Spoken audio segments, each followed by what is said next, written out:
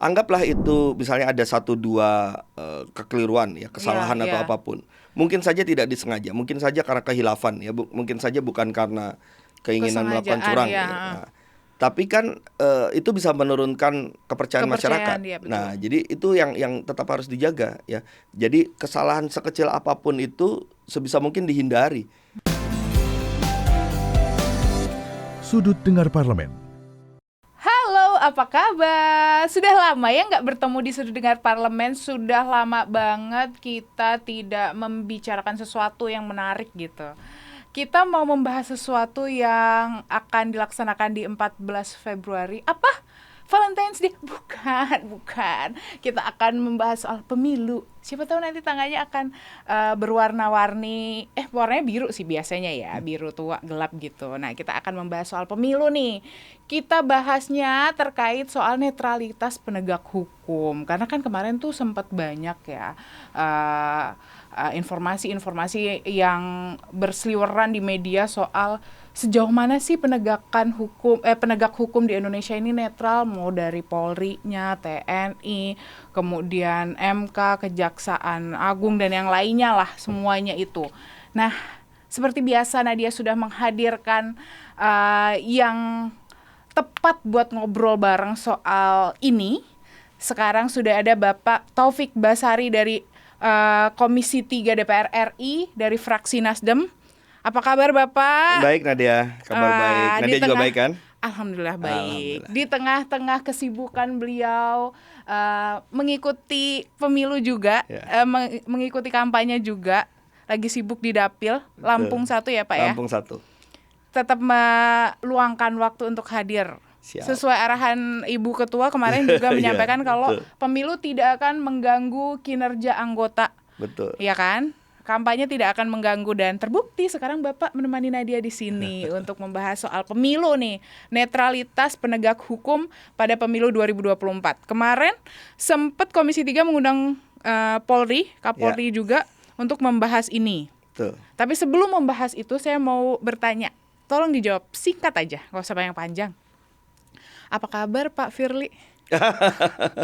Pak Firly sedang menunggu proses hukum. Oke. Kita lihat saja nanti sejauh apa nanti jalannya proses hukum ini. Nah, ngomong-ngomong soal KPK, kita singgung sedikit aja. Kemarin sempat di pembukaan masa sidang banyak banget yang bertanya, apakah nanti akan ada pergantian dan siapakah yang nantinya akan menggantikan Pak Firly kalau memang digantikan? Ya. Pasti digantikan ya harusnya. Ya. Jadi sebenarnya kalau status tersangka itu hanya berhenti sementara ya. Tapi karena kemudian Pak Firly mengundurkan diri, jadinya memang harus ada pengganti dari Pak Firly ini. Ya, baik pengganti untuk posisi Pak Firly sendiri sebagai pimpinan KPK, maupun juga kita juga harus memilih yang menjadi ketua KPK. Karena ini agak unik nih, yang mengundurkan diri sekaligus juga ketua KPK-nya. Nah, jadi dua yang dipilih, satu pengganti Pak Firly ya, satu lagi siapa di antara yang ada ini kemudian menjadi ketua KPK gitu kan. Nah, ya saat ini kalau menurut undang-undang sebenarnya Presiden bisa mengajukan pengganti Pak Firly ini dari nama-nama yang sudah ada sebelumnya ya, yang pernah ikut seleksi sebelumnya tetapi kemudian tidak masuk atau tidak terpilih di DPR. Nah, tapi ada wacana yang menurut saya cukup menarik di sini yang patut untuk kita diskusikan, yaitu ada usulan untuk membuat pansel lagi ya. Jadi seperti dari awal. Berarti diulang dari awal. Kenapa? Karena begini. Ini kan ada putusan MK nih, ya. Putusan MK yang memperpanjang masa jabatan dari KPK periode sekarang. Iya. Bukan, jadi masa jabatan dari KPK gitu ya. Yang dari tadi 4 tahun menjadi 5 tahun. Yang kemudian ditafsirkan oleh pemerintah ini juga diberlakukan untuk periode yang ini. Ya, meskipun saya punya beda pendapat ya, semestinya ini diberlakukan untuk ke depan. Dia tidak berlaku surut. Oke. Nah, karena itu maka pada saat ini ya, Januari 2024, berarti KPK yang sekarang adalah KPK hasil perpanjangan masa jabatan yang seharusnya sudah selesai Desember ya, termasuk Pak Firly juga gitu kan. Nah, oleh karena itulah maka wacana terkait dengan diajukan melalui proses panitia seleksi itu cukup masuk akal. Kenapa? Karena waktu dulu proses yang berlangsung melalui pansel kemudian ke DPR itu adalah untuk pimpinan KPK periode 2019-2023. Nah, oleh karena itulah maka orang-orang yang ada di dalam list yang kemarin tidak terpilih itu kan anggaplah sudah kadaluarsa begitu. Itu yang pertama. Betul. Yang kedua, ini kan sebenarnya satu momentum bagi kita untuk benar-benar memperbaiki citra KPK, memperbaiki harapan masyarakat terhadap KPK. Ya, tentunya kalau misalnya kita pilih dari yang sebelumnya tidak lolos seleksi, itu kan jadi pertanyaan apakah lebih baik dari yang ada saat ini. Tentu kita harapkan kan lebih baik gitu ya. Iya, betul. Nah, kalau harapannya lebih baik dan untuk menciptakan harapan yang lebih baru lagi di tengah kalangan masyarakat, ya adanya pansel ini ya mudah-mudahan bisa menimbulkan harapan baru. Tapi ini masih wacana ya, belum ada keputusan apa-apa. Saya hanya melihat bahwa ini patut juga usulan ini untuk dipertimbangkan. Oke, kita mau singgung sedikit aja soal KPK-nya. Nanti kalau kepanjangan kita bikin sesi baru, kita bahas soal KPK. Betul ya Pak ya? Ya. Bersedia ya berarti kalau kita undang soal Boleh. KPK?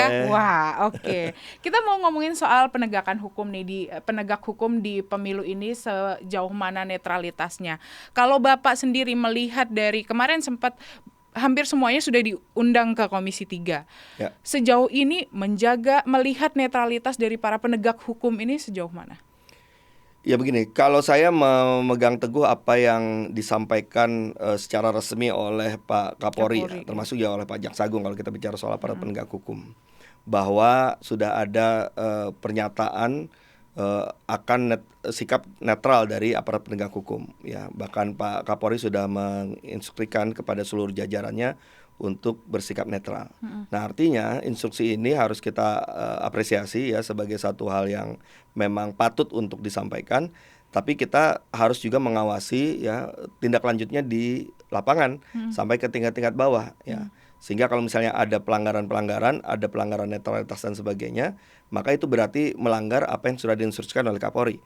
Nah, oleh karena itulah maka ya kita kawal, termasuk mengawal instruksi dari Kapolri ini untuk menjaga netralitas dalam hal pemilu ini. Tapi selama masa kampanye dimulai sampai saat ini belum ada informasi terkait penyalahan atau penyelewengan dalam kegiatan pemilu dari penegakan hukum ini. Jadi laporan-laporan yang masuk ke Komisi 3 maupun ke para anggota juga sudah ada sebenarnya, dan sudah sempat juga disampaikan oleh beberapa anggota di dalam rapat dengan Polri yang waktu itu diwakili oleh Kabahar Kam ya. Misalnya terkait dengan pemasangan baliho ya partai tertentu yang berdasarkan informasi dibantu oleh aparat dan sebagainya. Ya dari laporan-laporan itu tentu kita meminta klarifikasi dari pihak Polri. Dan kita harapkan apabila itu dilakukan oleh oknum, maka harus ada tindakan tegas ya dari pimpinan Polri untuk menunjukkan bahwa ya itu adalah kerjanya oknum yang tidak diperbolehkan, ya tidak didukung, tidak di-endorse, tidak diamini oleh pimpinan Polri. Nah, penting untuk itu dilakukan ya sebagai pesan ya kepada seluruh jajaran aparat penegak hukum, utamanya adalah pihak Polri ya. Jadi kalau ditanya apakah memang selama ini ada masukan itu ada ya. Yang kemudian tentunya kita kembalikan lagi kepada pimpinan Polri untuk memastikan bahwa instruksi yang disampaikan itu benar-benar nyata dan ditindaklanjuti, bahkan sampai ada sanksi apabila melanggar instruksi dari Kapolri itu. Jadi yang saya pegang ya instruksi dari Pak Kapolri. Oke. Nah, nanti kalau kita membahas soal netralitas ini, kita juga akan membahas soal ini kan sudah melakukan penyaluran untuk alat pemilu ya. Logistik pemilu dan beberapa sudah ada beberapa tahap dan tahap Sabtunya sudah dilakukan gitu. Nah, kemarin juga sempat ada permasalahan terkait penyaluran atau kesalahan lokasi untuk penyaluran logistiknya. Nah, ini bagaimana? Apakah Polri ikut melakukan pengawalan juga untuk hal ini atau seperti apa? Ya. Jangan dijawab Pak, ternyata itu udah digini-giniin. Itu saya paling gak suka itu sama mbak-mbak yang suka begini-gini ya. Ternyata harus break dulu ini ya. Jadi pemirsa dan penonton dan pendengar Sudut Dengar Parlemen jangan kemana-mana, kita balik lagi dengan pertanyaan yang tadi ya.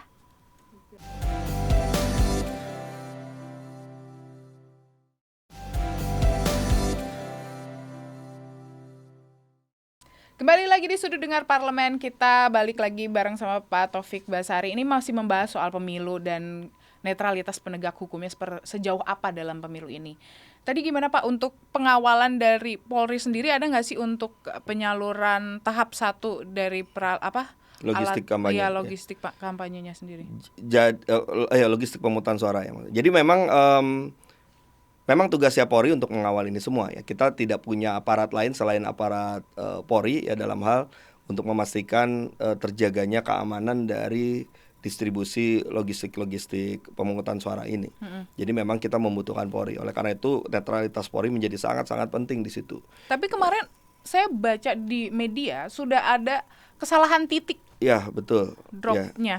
Jadi ada beberapa catatan yang memang akhirnya harus kita perbaiki ya, termasuk juga sistem pengawalannya yang benar-benar harus steril ya, harus bisa menjaga bahwa tidak ada orang-orang yang memanfaatkan proses distribusi ini untuk melakukan kecurangan-kecurangan ataupun bahkan untuk menggagalkan proses pemilu dan seterusnya. Nah, ini menjadi penting dan harus menjadi perhatian yang khusus bagi pihak Polri dalam hal pengawalan terhadap distribusi logistik untuk pemungutan suara ini. Nah, oleh karena itu kita harus sama-sama mengawasinya ya, semua pihak baik itu masyarakat, kemudian Bawaslu ya. Karena kan Bawaslu juga mengawasi KPU, termasuk juga mengawasi proses pengawalannya juga dari aparat penegak hukum. Dan netralitasnya, kemudian juga ya Komisi 3 juga tentu kita akan siap untuk menerima aduan-aduan dari masyarakat ataupun informasi-informasi apabila ada hal-hal yang memang dianggap perlu untuk kita klarifikasi atau kita tanyakan ya. Tapi yang jelas ini sangat vital, oleh karena itulah maka harus diseriusi ya pengawalan ini. Ya, hati-hati betul ya. Kenapa? Anggaplah itu misalnya ada 1-2 kekeliruan ya, kesalahan atau apapun. Mungkin saja tidak disengaja, mungkin saja karena kehilafan ya, mungkin saja bukan karena keinginan melakukan curang ya. Nah, tapi kan itu bisa menurunkan kepercayaan masyarakat. Ya, nah, jadi itu yang tetap harus dijaga ya. Jadi kesalahan sekecil apapun itu sebisa mungkin dihindari. Karena betul dia tidak ada maksud tertentu, tapi kalau kemudian menurunkan kepercayaan masyarakat ya, baik itu terhadap pemilunya, terhadap demokratisasi pemilunya ataupun terhadap netralitas aparat penegak hukum, jadi kita yang sulit untuk menjaga legitimasi terhadap hasil pemilu. Nah, oleh karena itu hati-hati betul ya terkait dengan pelaksanaan tugas ini, baik itu penyelenggara pemilu, Bawaslu dan KPU, maupun juga pihak-pihak yang terkait untuk mengawal ini semua, utamanya juga aparat penegak hukum yaitu pihak kepolisian. Soal panja netralitas Polri. Ya, jadi dalam rapat terakhir memang ada usulan dari beberapa anggota ya untuk agar Komisi 3 membentuk panja netralitas Polri. Iya. Ya. Tapi masih ada beberapa pandangan-pandangan yang berbeda di Komisi 3 ya. Ada yang setuju, ada yang tidak setuju dibentuknya panja, ada yang setuju. Kalau saya setuju tapi namanya bukan panja netralitas Polri, tapi lebih luas ya, panja pengawasan pemilu. Nah, sehingga yang kita awasi bukan hanya soal apakah Polri ini netral atau tidak, tapi apakah kemudian mitra-mitra kerja kita di Komisi 3 yaitu kepolisian dan kejaksaan ya menjalankan tugasnya dengan baik sesuai dengan tupoksinya, sesuai dengan aturan perundang-undangan, tidak hanya soal netralitasnya tapi juga soal bagaimana penegakan hukum dalam Gakumdu yang memang jadi tugasnya kejaksaan dan kepolisian ya, bagaimana kemudian menjaga keamanan ketertiban di masyarakat, menjaga pemilu yang damai, jadi lebih luas. Kenapa? Kalau kita pakai judul panja itu, nama panja itu adalah panja netralitas Polri, itu kita seperti sudah menuduh gitu. Oh, kamu tidak netral, karena itu kita membuat panja ini. Nah, tapi kalau panjanya lebih pada panja pengawasan pemilu, ya itu lebih umum, dan kita membuat itu bukan karena ada tendensi tuduhan, ada ketidakpercayaan, tapi karena ada kebutuhan bahwa kita Komisi 3 juga turut mengawal proses demokrasi di dalam pemilu ini, termasuk juga yang menjadi tugas-tugas dari mitra Komisi 3. Nah, jadi kalau usulan saya seperti itu. Tapi sejauh ini belum ada tindak lanjut ya. Dan kalau kita lihat waktunya seperti ini, sepertinya tidak ada panja itu gitu ya. Karena kan sudah tinggal berapa hari lagi nih menjelang pemilu gitu. Iya, terlalu untuk pembentukannya itu terlalu ini ya Pak. singkat ya. Terlalu untuk singkat, waktunya. dari segi waktu juga sudah tidak memungkinkan. Tapi yang jelas sama-samalah kita harus menjaga netralitas Polri ini, dan saya cukup yakin kok kalau dari Kapolrinya ya, dari Kapolrinya punya komitmen untuk menjaga netralitas ini. Karena ini pertaruhan nama baik Pak Kapolri juga, dan saya yakin Pak Kapolri tentu tidak akan menempatkan dirinya sebagai orang yang akan tercatat dalam sejarah sebagai pimpinan Polri yang tidak netral. Iya, Nah, oke. karena itu sama-sama kita jaga, kita hargai, kita hormati, tapi kita juga menagih ya pimpinan Polri untuk benar-benar menjaga komitmen itu. Karena sebenarnya kalau kita lihat di beberapa media, memang Polri ini sedang menjadi sorotan banyak media ya. Apalagi kita kemarin juga sempat dengar dari beberapa anggota di Komisi 3 menyinggung soal kasus Aiman.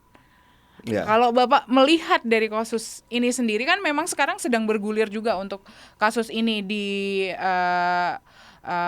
Polri sendiri ya. Bagaimana kan itu Aiman menyinggung soal netralitas Polri. Bapak melihatnya seperti apa dengan kasus ini? Ya, sekarang begini, setiap penyelenggara negara termasuk juga aparat penegak hukum, ya apalagi institusi Polri yang punya kewenangan untuk menindaklanjuti atau tidak menindaklanjuti suatu persoalan hukum gitu ya. Maka memang harus hati-hati sekali dalam hal menyikapi kritikan-kritikan seperti yang disampaikan oleh Aiman gitu ya. Aiman kan menyampaikan kegusarannya ya, terkait dengan netralitas dari aparat penegak hukum gitu ya. Kemudian disampaikan pada publik. Nah, memang yang terkesan yang menjadi tertuduhnya ada pihak Polri. Nah, tapi kan kita harap betul bahwa ya dalam beberapa hal ya cukup saja dijawab dengan bukti bahwa memang apa yang disampaikan oleh Aiman itu tidak benar, bahwa kami ini adalah netral. Cukup sih seperti itu sebenarnya, tidak perlu sampai pada pemanggilan ya, bahkan berujung pada proses hukum. Saya tidak berharap sampai ke sana. Cukup dengan menyatakan bahwa hal tersebut tidak benar dan dibuktikan dengan kinerjanya bahwa tidak seperti yang disampaikan oleh Aiman, itu akan jauh lebih bermartabat, itu akan jauh lebih dihormati oleh publik, dan itu tentu akan memberikan apresiasi kepada Polri dari masyarakat apabila jalan itu yang diambil. Nah, karena itu saya tetap mendorong ya, tidak perlu hal-hal seperti ini harus diproses hukum, ya cukup buktikan saja dengan kerja dan kinerja. Oke, kita sekarang membahas soal hak suara dari narapidana, Pak. Ya. Apakah nanti akan terjaga dan memang mereka akan mendapatkan haknya sesuai yang semestinya? Ternyata kita harus dikode lagi, kita harus break lagi. Kenapa mbak-mbak itu selalu begini-begini ya? Mengganggu sekali ya. Kita cooling down dulu, kita break sejenak, tapi tetap di Sudut Dengar Parlemen.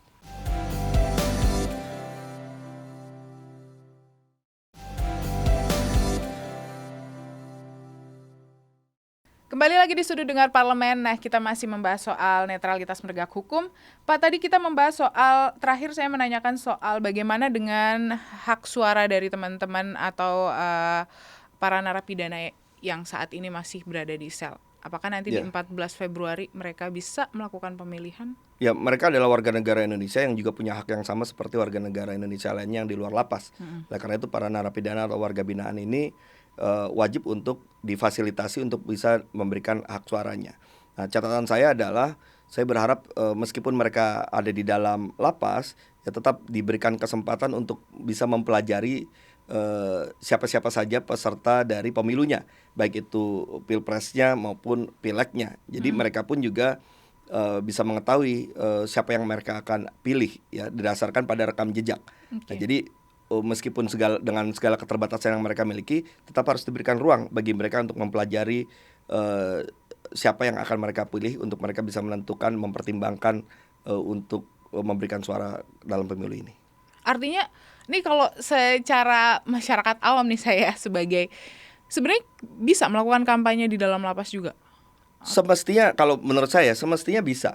Semestinya ya. Kenapa? Ya itu ada orang-orang yang punya hak pilih, mereka juga punya hak untuk mendapatkan informasi, ya maka kesempatan untuk mereka mengetahui juga harus dibuka, ya termasuk juga kesempatan untuk berkampanye. Nah, mestinya begitu ya. Tapi memang saat ini masih belum terbuka ruangnya ya. Ya oleh karena itu paling tidak informasi di media dan sebagainya tetap diberikan akses kepada para warga binaan atau narapidana ini. Oke, sekarang kalau kita sudah membahas Polri, kan ini penegak hukum juga bukan cuma itu, ada Kejaksaan Agung, kemudian MK juga. Nah, Bapak melihatnya seperti apa untuk keduanya ini? Ya, proses pemilu ini kan juga berkait dengan penegakan hukum ya. Baik itu penegakan hukum administrasi pemilu maupun juga penegakan hukum pidana pemilu. Iya. Ya, di dalam pidana pemilu itu ada tugasnya Polri, Kejaksaan dan Bawaslu ya, dalam Gakumdu itu tadi. Nah, oleh karena itulah maka penting untuk menjaga akuntabilitas dari penegakan hukum itu. Nah, sementara untuk Bawaslu dan MK maupun juga Mahkamah Agung, yaitu juga mereka menjadi satu institusi yang juga menangani proses pelanggaran pemilu. Nah, karena itu juga integritas dari institusi pengadilan ini juga menjadi penting ya untuk menjaga kepercayaan masyarakat terhadap hasil pemilu.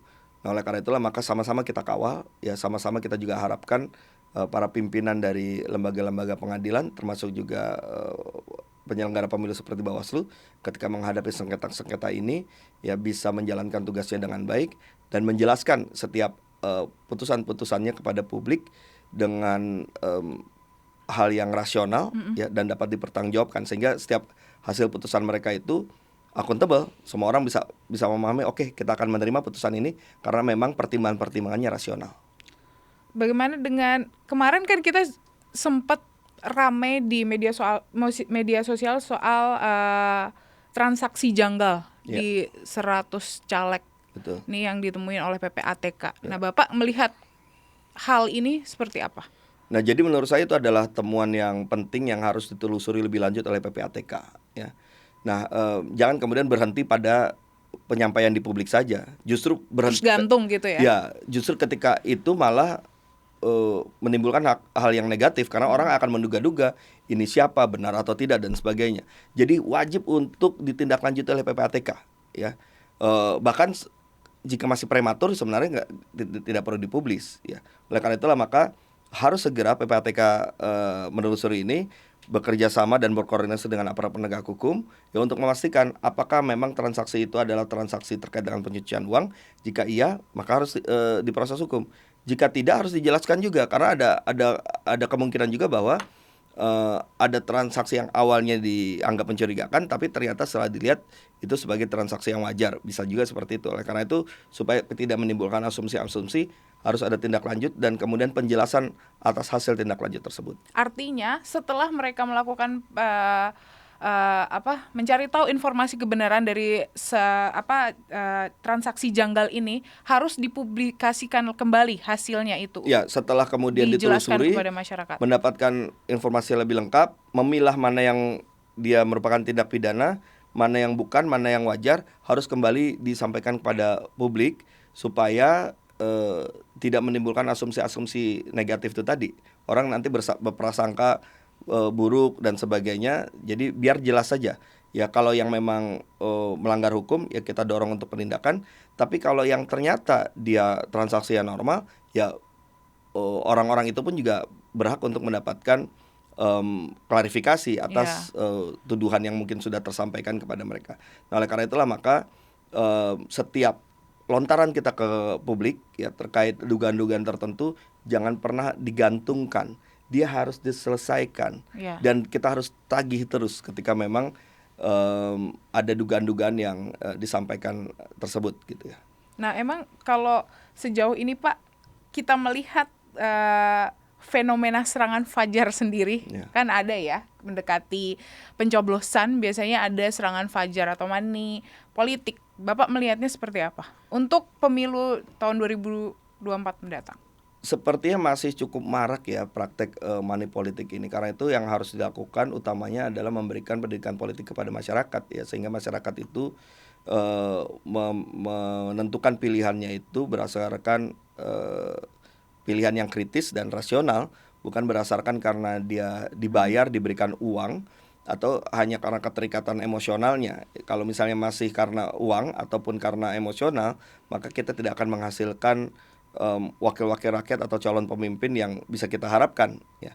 Oleh karena itulah maka informasi, pendidikan politik, kemudian mengajak masyarakat untuk menjadi pemilih yang kritis, yang rasional, itu terus-menerus harus kita lakukan tanpa henti. Dan inilah yang bisa mengurangi ya praktek money politik gitu. Jadi menghilangkan, mungkin kalau saat ini masih sulit, paling tidak kita mengurangi dengan apa? Filternya dari masyarakat itu sendiri. Mereka menolak ya, dan kemudian menjadikan pilihan itu tidak bergantung pada persoalan money politik seperti ini gitu.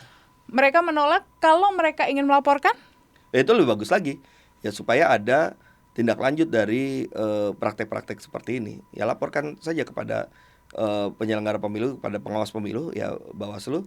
Ya tentunya juga Bawaslu juga bisa harus juga mengambil tindakan-tindakan terkait dengan laporan yang disampaikan oleh masyarakat ini. Oke, nah semoga buat masyarakat yang memang mendapatkan serangan fajar bisa lebih teredukasi dengan yang sudah dijelaskan Bapak, bisa melaporkan atau mungkin menolak saja sudah cukup ya Pak ya? Ya, yang penting pilihan itu harus pilihan rasional, harus dilihat rekam jejaknya ya, sehingga dia tahu bahwa orang yang dia pilih itu adalah orang yang dia berikan kepercayaan untuk menjalankan amanah, untuk membawa bangsa ini ke depannya lebih baik. Iya. Nah, karena pilihan yang keliru akan juga membawa kekeliruan terhadap jalannya bangsa ini ke depan. Iya.